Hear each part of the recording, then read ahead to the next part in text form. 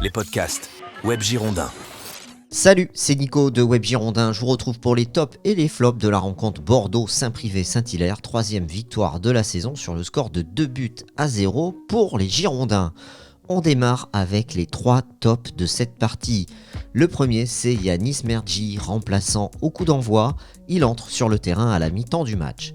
Il inscrit un doublé et transforme le jeu de l'équipe. Il apporte de la puissance, de la rapidité dans le jeu, mais aussi de la disponibilité pour ses partenaires et surtout, il a assez de confiance pour tenter de marquer en première intention sur ces 2 occasions. Ses buts sont magnifiques, ce doublé devrait lancer sa saison, c'est le Yanis Mergi qu'on aime. Le second top, c'est Soufiane Bahassar. On le préfère à gauche sur son bon pied plutôt que sur son faux pied à droite. Néanmoins, il a une activité énorme dans ce match, que ce soit pour attaquer ou pour défendre, surtout le côté droit. Il ne s'économise pas, il est percutant et il est aussi très précis techniquement. C'est un vrai poison pour l'adversaire. Troisième top, c'est Jean Griot, le jeune défenseur des Girondins de 18 ans. Il est encore très régulier dans cette partie. Il enchaîne les performances à son poste en National 2. Ses interventions défensives sont décisives et déterminées.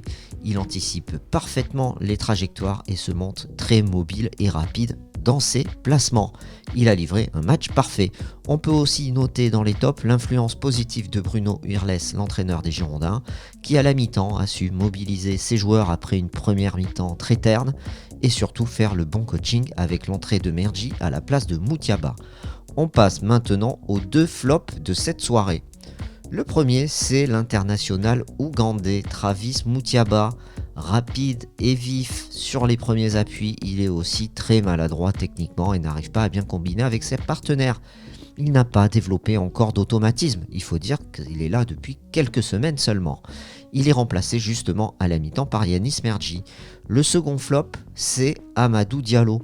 Il court très vite, mais il n'utilise pas bien le ballon et ses feintes ne surprennent pas les défenseurs.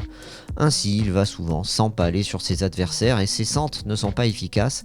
Et surtout, il ne sert jamais Drist Richard qui lui offre une solution sur son côté en dédoublant. On a d'ailleurs vu le défenseur bordelais pester à plusieurs reprises avec des gestes des bras à ce sujet parce qu'il n'avait pas été servi. Il sera remplacé par Diaby à la 82e minute de jeu. C'est terminé pour les tops et les flops. Merci d'avoir suivi cette rubrique et on se retrouve dès le prochain match. Et en attendant, rendez-vous sur webgirondin.com. Salut!